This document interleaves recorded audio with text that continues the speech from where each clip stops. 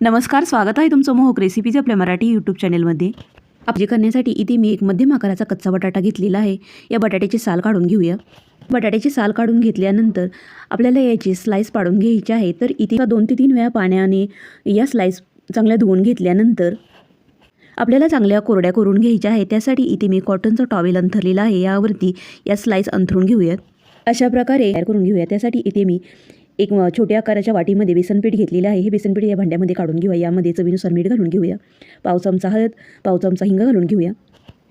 थोडासा ओवा यामध्ये घालून घेऊया. आता थोड्या पाण्याचा वापर करून हे मिश्रण एकाच डिरेक्शनने चांगलं फेटून घेऊया. 5 मिनिटानंतर हे मिश्रण चांगलं भिजलेलं आहे. यामध्ये थोडीशी बारीक चिरून घेतलेली कोथिंबीर घालून घेऊया.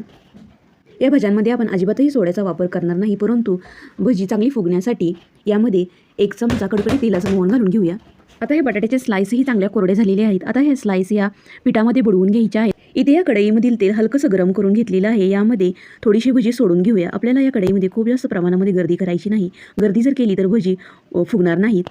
बटाट्याची भजी ते या भज्यांना दोन्ही बाजूने छान गोल्डन ब्राऊन रंग आलेला आहे. आता भजी तेलामधून काढून घेऊया. तर तुम्ही ते